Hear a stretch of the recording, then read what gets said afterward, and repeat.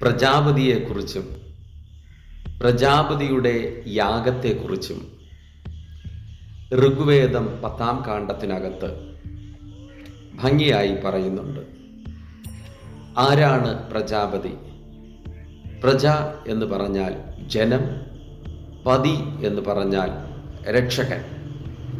ഈ പ്രജാപതിയെക്കുറിച്ച് ഋഗ്വേദത്തിനകത്ത് പറയപ്പെടുന്നത് അവൻ കന്യകയിൽ ജനിക്കുമെന്നും അവൻ പിടിക്കപ്പെടുമെന്നും ക്രൂശിൽ കൊല്ലുമെന്നും 3-ാം നാൾ ഉയർത്തെഴുന്നേൽക്കും എന്നും രക്ഷകനായ ക്രിസ്തുവിനെ കുറിച്ച് ഹിന്ദു മതപുരാണമായ ഋഗ്വേദത്തിനകത്തും സാമവേദത്തിനകത്തും പറയപ്പെടുന്നുണ്ട്.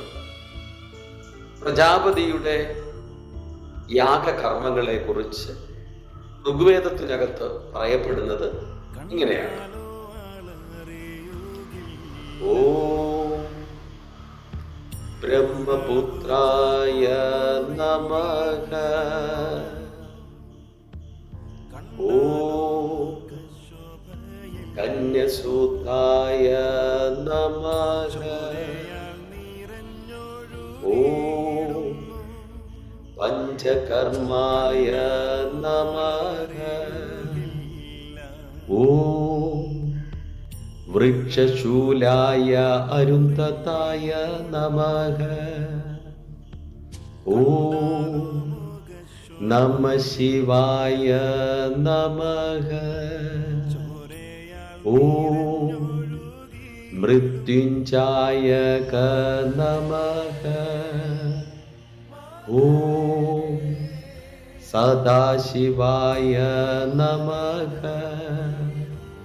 ഓം ദരിദ്രയായ നമഃ. ഇത് പ്രജാപതിയെക്കുറിച്ച് ഋഗ്വേദത്തിനകത്ത് പറയപ്പെടുന്നതായ പൊരുളുകളാണ്. ഓം ബ്രഹ്മപുത്രായ നമഃ. സകലത്തെയും സൃഷ്ടിച്ച ദൈവമേ, ഞങ്ങൾ അങ്ങയെ സ്തുതിക്കുന്നു.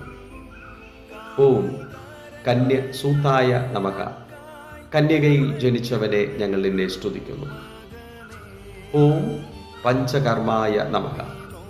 ശരീരത്തിൽ 5 മുറിവുള്ളവനെ ഞങ്ങൾ നിന്നെ സ്തുതിക്കുന്നു. ഓം വൃക്ഷശൂലായ അരുന്ധതായ നമഃ. വൃക്ഷത്തിൽ തൂങ്ങി മരിച്ചവനെ ഞങ്ങൾ നിന്നെ സ്തുതിക്കുന്നു. ഓം നമഃ ശിവായ നമഃ. ശിവം എന്ന് പറഞ്ഞാൽ സ്നേഹം. സ്നേഹവാനായ ദൈവമേ, ഞങ്ങൾ നിന്നെ സ്തുതിക്കുന്നു. ഓം മൃത്യുഞ്ജായക നമഃ. മരണത്തിൽ നിന്ന് ജയിച്ചവനെ ഞങ്ങൾ നിന്നെ സ്തുതിക്കുന്നു. ഓ സദാശിവമായ നമഃ. സകലത്തെയും ക്ഷമിക്കുകയും ചെയ്യുന്ന ദൈവത്തെ ഞങ്ങൾ നിന്നെ സ്തുതിക്കുന്നു. ഓം ദരിദ്രയായ നമഃ. ദരിദ്രനായി ജനിച്ചു ജീവിക്കുന്നവനെ ഞങ്ങൾ നിന്നെ സ്തുതിക്കുന്നു. ഈ സ്നേഹവാനായിരിക്കുന്ന ദൈവത്തെ പരാമർശിക്കപ്പെടുന്നത് ഋഗ്വേദത്തിനകത്ത് ആണ് എങ്കിൽ ആ ഋഗ്വേദത്തിനകത്ത് പറയപ്പെടുന്ന പ്രജാപതി എന്ന് പറയുന്നവൻ ക്രിസ്തുവാണ്. ആ ക്രിസ്തുവോ ക്രിസ്ത്യാനികളുടെ ദൈവം അല്ല, ക്രിസ്തുവിൽ വിശ്വസിക്കുന്നവന്റെ ദൈവം ആണ്. ക്രിസ്ത്യാനി എന്ന് പറയുന്നത് ഒരു മതവിഭാഗം അല്ല. ക്രിസ്തുവിൽ വിശ്വസിക്കുന്നത് കൊണ്ട് അവനെ ക്രിസ്ത്യാനി എന്ന് പറയുന്നു. ക്രിസ്തുവിനെ അറിയാത്തവൻ ക്രിസ്ത്യാനി അല്ല. ക്രിസ്തുവിനെ അറിയുന്നവൻ ഇങ്ങനെ പറയും: ഓം നമഃ ശിവായ നമഃ. അവനെപ്പോഴും സ്നേഹവാനായിരിക്കും. ഒരു ഹൈന്ദവൻ എന്ന് പറയുന്നവൻ യഥാർത്ഥത്തിൽ നമഃ ശിവായ നമഃ എന്ന് പറയുന്നവനായിരിക്കണം. ശിവം സ്നേഹമായിരിക്കുന്നു.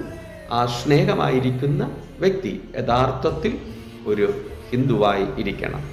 അള്ളാഹു അല്ലെങ്കിൽ ക്രിസ്തുവിനെ പരാമർശിക്കുന്നതായ മുസൽമത വിശ്വാസത്തിൽ യഥാർത്ഥത്തിൽ ഒരു മുസൽമാൻ മതത്തെ സ്നേഹിക്കുന്നവനല്ല.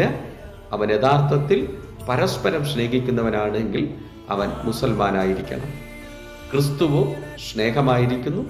സ്നേഹത്തിൽ വസിക്കുന്ന എല്ലാവരും ദൈവത്തിൻ്റെ മക്കളും ആകുന്നു. ദൈവം നമ്മളെ സഹായിക്കട്ടെ. ആമേൻ.